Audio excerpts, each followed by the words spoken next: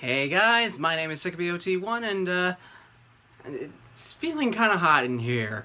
I don't know if it's the robe or I don't know. Maybe I should turn on a fan or get a beverage or something. Actually, it is that hot because you have stepped right in the furnace. Welcome, sir. Oh, hi Matt.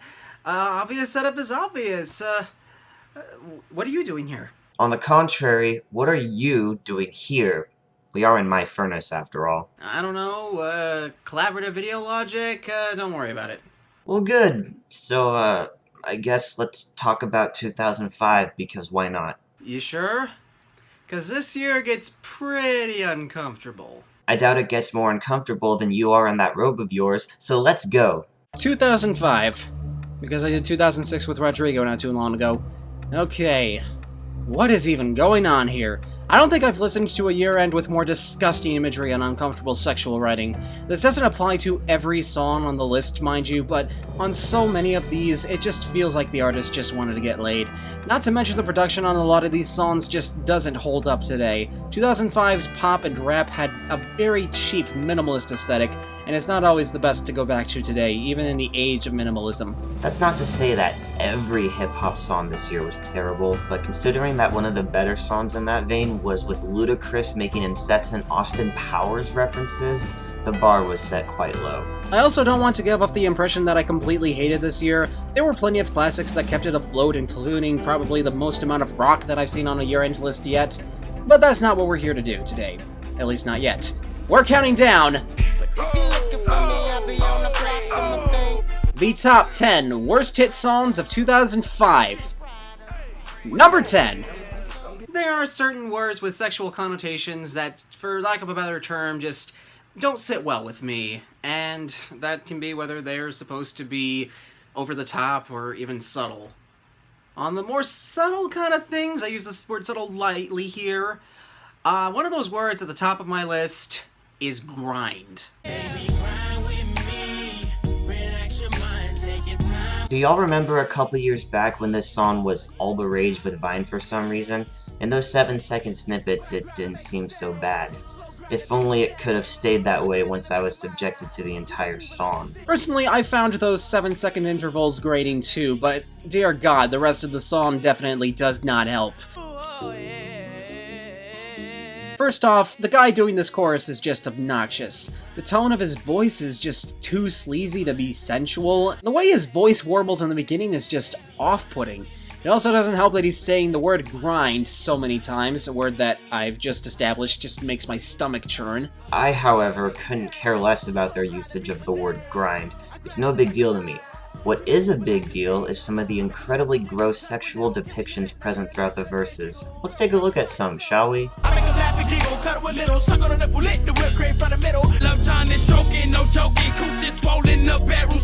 And of course, my personal favorite. Yep!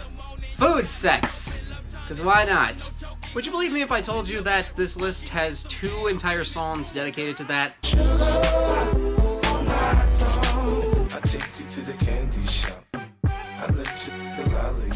I will say that the first and third guys actually have some good technique, but the second guy just kinda drags. I guess to make it seem sensual, but, there is no reason to make these lyrics sensual. I mean, I guess the bass is a bit sensual, but everything else around it is going for bombast. This is a beat that demands subtlety, but these guys are far from subtle. It's a combination that makes about as much sense as Lil Jon rapping for a relaxing R&B ballad. Oh wait, that's real too. You ain't been nothing but a friend to me. 2005 really did have it all, didn't it? Not really much else to say here. This is just an uncomfortable display of ego, and it's best remembered as an ironic meme than an actual song.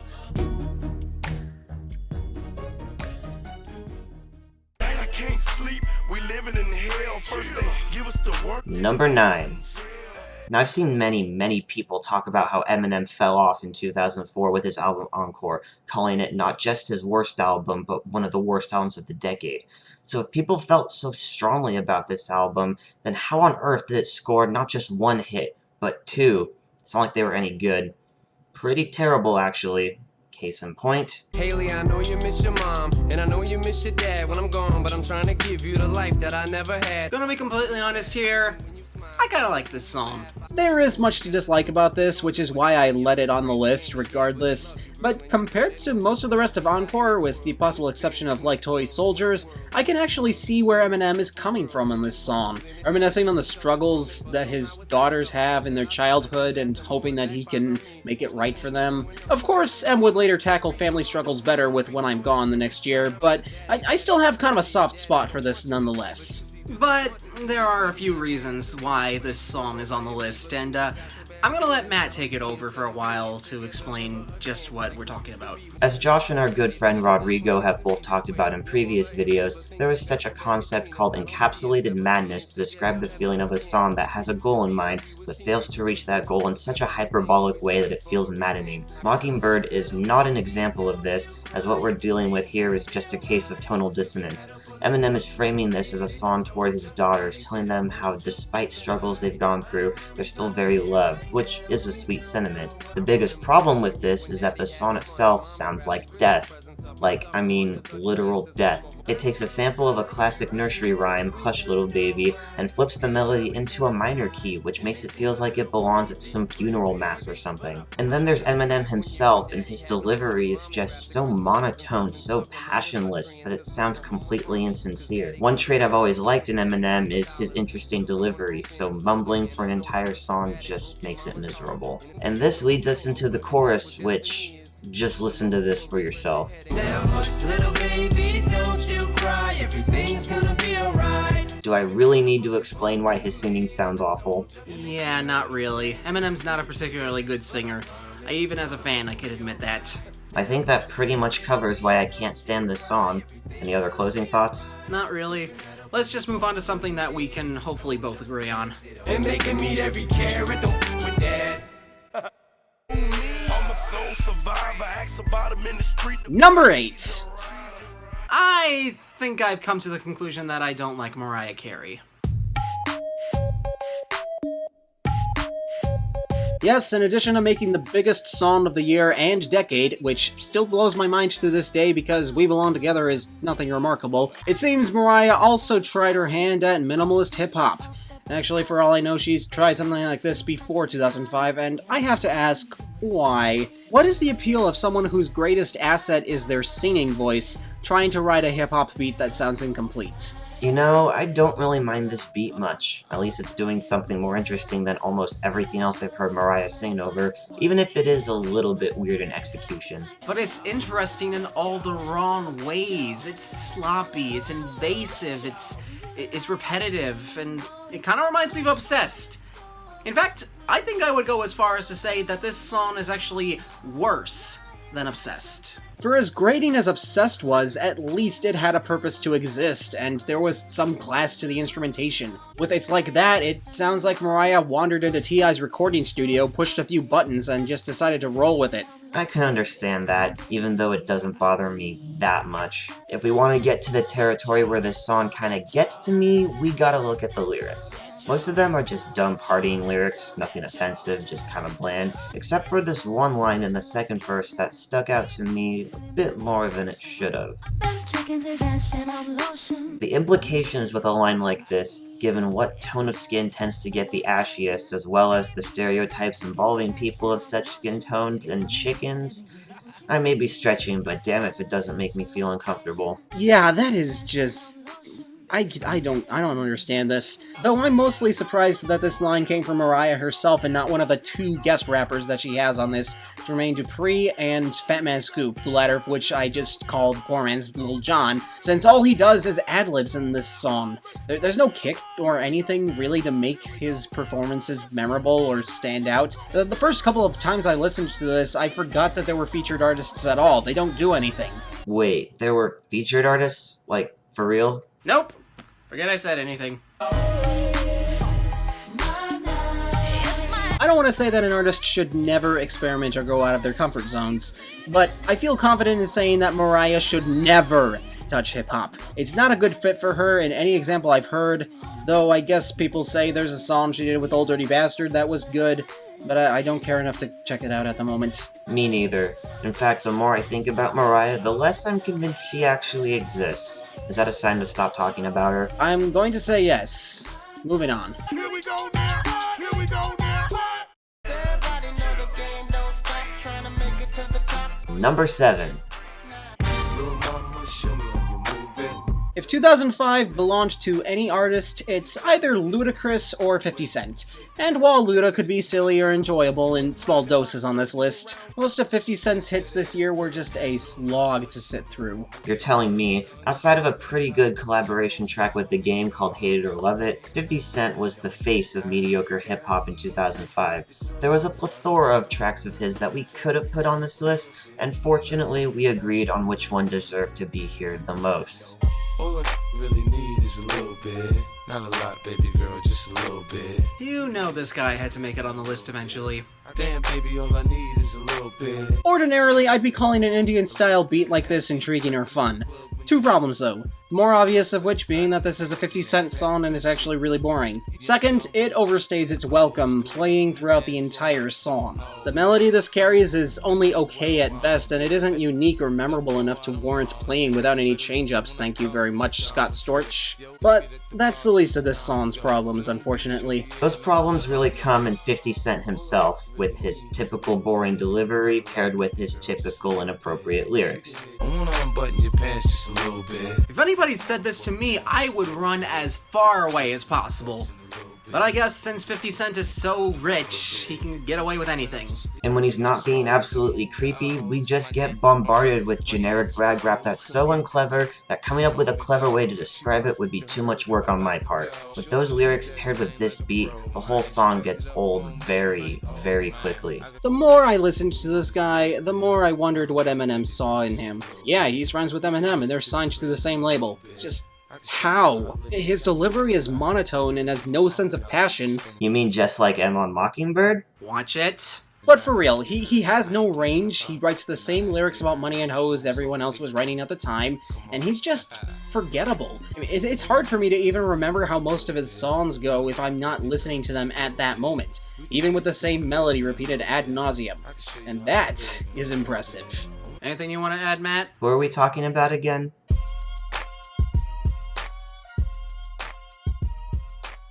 Another day, another dollar. Same block, same drop. Number 6. Smack that all on the floor. Smack that. Akon. A convict. A con. While we look back ever so fondly at the previous decade and think of Akon as a sleazy, sex-driven artist thanks to tracks like Smack That and I Wanna Love You, it's easy to forget some of the more innocent material of Akon's earlier hits. His first hit in 2004 was Locked Up, which talked about how he broke the law and sure enough got imprisoned. His hit after that is something I like to call my personal hell. Lonely, I'm Mr. Lonely. A chipmunk sample of a 60s song? Yeah, I can definitely see how that would be a personal hell. For real though, it's such a grating sample, especially since the instrumental from the sample plays throughout the entire song. It sounds like a musical box straight out of hell. Not to mention that the song sampled is in 3/4 time signature, and Akon's song is in 4/4. I've expressed my distaste of songs forcing elements in different time signatures to fit in the past, and this is no exception. Really, if any other artist that wasn't Akon sung over this song, it would still be the bane of my existence. But as this is an Akon song, we should talk about him. When I think of Akon, I think of a middling falsetto that tries to be passionate or sleazy or something. We don't really get that here. Instead, we get Akon phoning it in for what would become one of his biggest hits as a lead artist. I woke up in the middle of the night and I noticed my girl. I get that it's a breakup song, but there's more to that than just being low-key. You gotta show some emotion, some cracks. Hell, Akon sounded a lot more alive as a guest feature to Young Jeezy's Soul Survivor this same year. Alvin over here from 40 years ago is even showing more emotion. I'm not saying this song would have been good if Akon was his usual self on it, but at least it would have been something. This is a plotting mess of nothing that does not in any way make me feel sorry for Akon's breakup here. I slightly disagree with that simply because he does reach into his higher range as the song progresses, and that's where it gets even worse. At least in his lower tones, he adds some bass to this treble-heavy song, but once he sings higher, it becomes unbearable. I just want you to call my phone. In a different year, this probably could have been the worst hit of the year, at least for me, and yet we're only at number 6. Hurrah.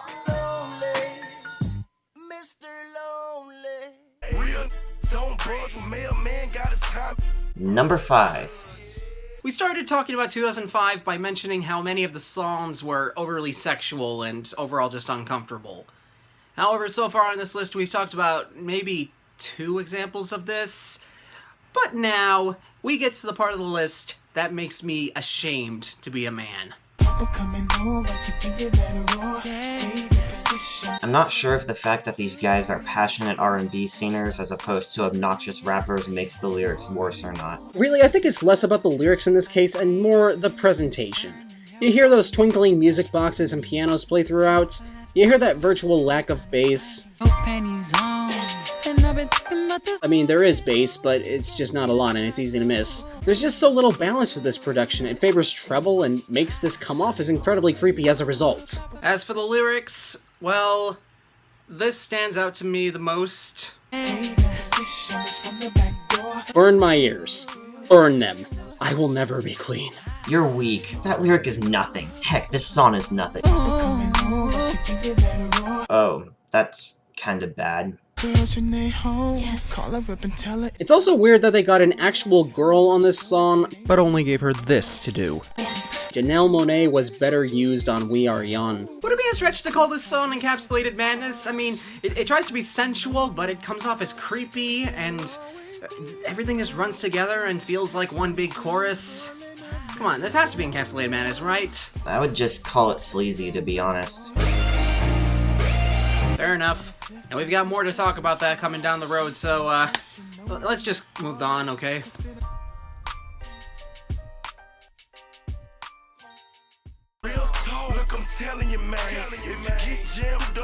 Number 4.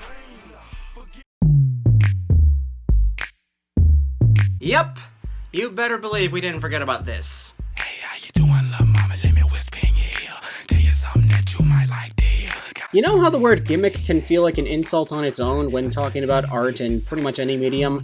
I really wish this wasn't the case, because it is actually a really useful term for describing something unique when you come across music or video games or even TV and movies. I want to be able to say, oh, that's a cool gimmick, rather than say, oh, that's just a gimmick. You know? For example, I do not mean it as an insult when I say that the whispering in Wait, parentheses, the Whisper song is a gimmick.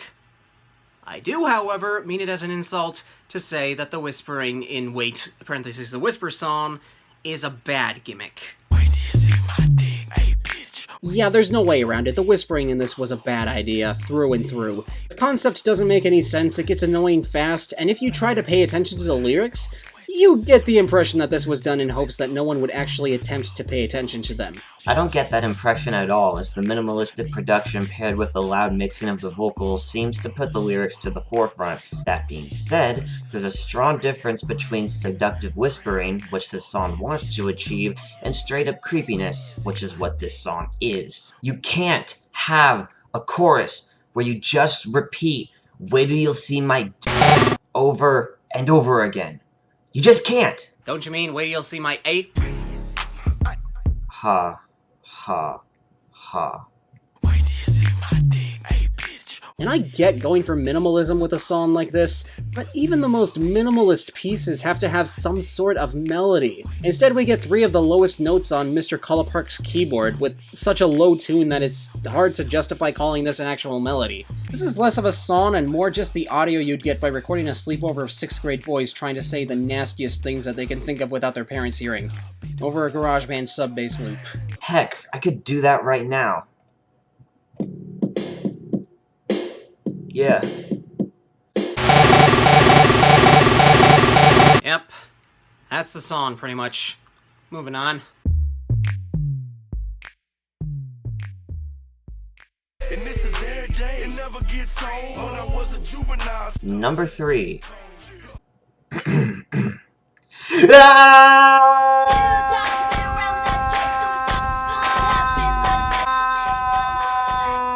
Matt, no! We'll get in trouble for plagiarizing the Double Agent and Kevin! Yeah, good point. Bananas!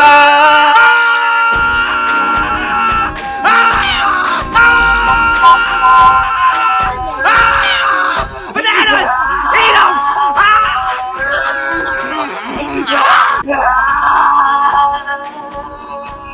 Heard that you were talking and you didn't think that I would hear it. But who you talking like? I think we made our point. Pretty much. So, next entry? Number 2. Now, given that this is a collaborative list, there were bound to be a few disagreements between the two of us when it came to putting together the final list. You've already seen a couple of them with Mockingbird, and to a lesser extent it's like that. However, interestingly enough, both Matt and I had the same exact top 2. And I think you'll be able to see why in just a bit. They put in the sound of obnoxious bed squeaking in the hook. This sound plays for almost half the song. It's the worst. Some songs have a myriad of problems. I'd argue this really just has one big problem from which others come from. The first time I heard this, I was confused and thought this was the sound of a chair squeaking. And then I saw the video and, oh, okay. Just hearing this sound for, I don't know, 2 seconds, it might not sound that bad, but as Matt previously pointed out, this plays throughout the chorus, every time.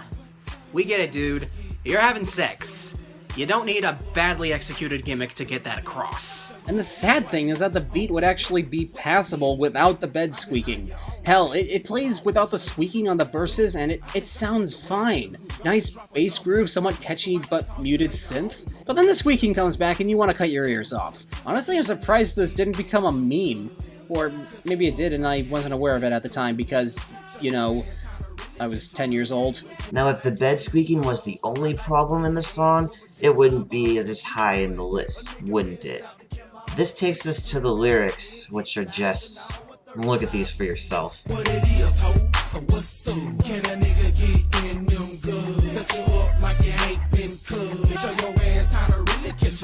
This is only half of the chorus. Half of that miserable chorus. The rest of the song simply follows suit. 4 minutes of non-stop sexual dialogue. I almost wanted to give this song some slack for how tolerable the verses were on a musical level, but there's no excuse for this. I just feel like a prude listening to this. No filter, no subtlety, no wit, just a bunch of guys who are clearly very desperate to have women touch them. I thought the sort of sexual pining on Pinkerton was pathetic, but this is just so much worse. And we're not even at number 1 yet. Nope. We're close, though.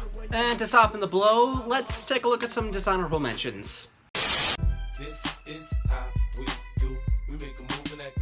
The Game and 50 Cent collaborated twice on this year-end list, and as we stated previously, Hate It or Love It was actually a pretty solid song. I can't say the same for How We Do, though. It's not good. You're looking just a little too hard at me. This is sorta like the Mi Gente of 2005, except the repetitive loop is much more annoying to the point where it'll probably never click with me. I love me some saxophones, but I don't love this.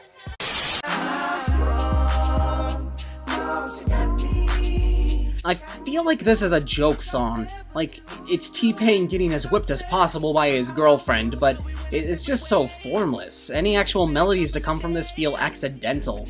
This is pathetic.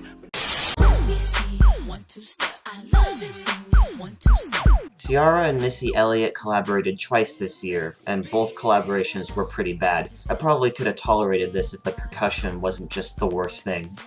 I've waited all my life to cross this line. Even though there was a John Mayer song on the year-end list, this song was by far the more unbearable wigwag song for me. This guy basically gives himself health problems over this girl, refusing to breathe, talk, or function until she notices how their love is just so true. Blah. Don't you wish your girlfriend was hot like me? One of the worst hooks of the 2000s. And no, I'm not gonna take that back anytime soon. I take you to the candy shop.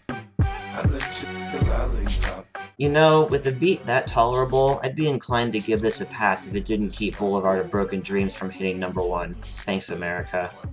My hump, my hump, my hump, my You know, there's men objectifying women's butts in music, and then there's making the woman herself do it. And people say that the Chainsmokers are bad at writing women. Listen to your heart when he's calling for you. This is essentially the Callum Scott's Dancing on My Own of 2005, except that instead of poorly covering an acclaimed upbeat jam, it covers one of the most boring 80s songs I can think of. Ugh. I think it's been a long time coming, but I really do not like Sierra. Especially in this song where she tries to rap opposite Missy Elliott while the beat goes up and down faster than it can think. And poor man's Lil Jon is back. Hooray! Not to mention this production sounds like something the Black Eyed Peas would have made in 2008. As a matter of fact... Yep, pretty dang close. Music make you lose control.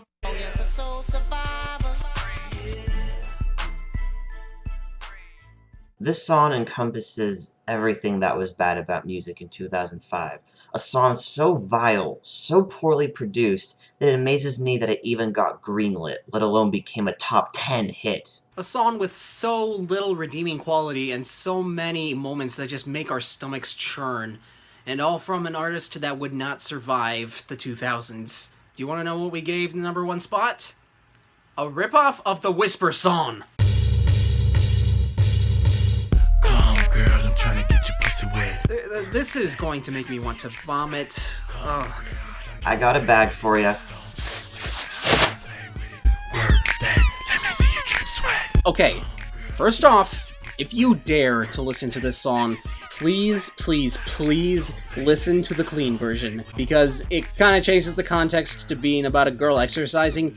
The original cut is legitimately one of the most uncomfortable things I've had to listen to. It's descriptive, it's vulgar, it's crass. The chorus alone makes me want to kick David Banner in the nuts for trying to live out his sexual roleplay fantasies in his music. Don't play with it, don't play with it. And then they play a sound clip of a woman moaning toward the end of the chorus. You know, to drive home the point that David Banner is showing this girl a good time. Screw yourself! Now, in a way, I was prepared for the awfulness this song would bring, thanks to Rap Critic's review of David Banner's entire album, Certified. But even that wasn't enough to really drive home just how awful this song is to me. For example, this lyric right here is one of the more tolerable lines in the song. Beat it like Mike when you fuck Billie Jean. Hey, David, you know that Billie Jean was about how Michael didn't sleep with the titular girl, right? I'm kinda glad that this song came out when Michael was still alive so he could distance himself from this dreck as far as possible. And to think, we haven't talked about the production yet, which just... goodness. Now, we criticized the Whisper song for its minimal beat with a lack of any melody line. Frankly, I'll take that bass-heavy nonsense over this beat, which aside from generic production has this completely atonal, wiry synth line that is just as obnoxious as some of the lyrics. And, not so coincidentally, both of these songs are produced by Mr. Kalapark. I guess he's just got a thing for creepy whispering. My deepest apologies to Bangladesh, for he's no longer my least favorite producer. At least he knew what the heck a melody is. I'm just left in awe. Someone thought this was a good idea. Someone executed on this idea. Someone bought it and made it one of the most popular songs in the country at one point. Everything we've talked about today, from the tonal dissonance to lazy performances to bed springs, all of that pales in comparison to this. This is legitimately scarring. Not only is this the worst song on this list, it is legitimately one of the worst songs I've ever heard in my life. Seconded. One of the worst songs of last decade, and easily the worst hit song of 2005. Work that click, come girl. Thanks for watching. I hope you enjoyed our thoughts. Now, we'll both be teaming up to do a best list on this year pretty soon, so stay tuned for that. It's going to be on Matt's channel, so subscribe to him. I'll also leave a little reminder here when that happens. Anyway, take care. If you liked the video, feel free to like and subscribe to both me and Josh. If you didn't like the video, then, oops. Hopefully we'll see you all on my channel for the best list. I walk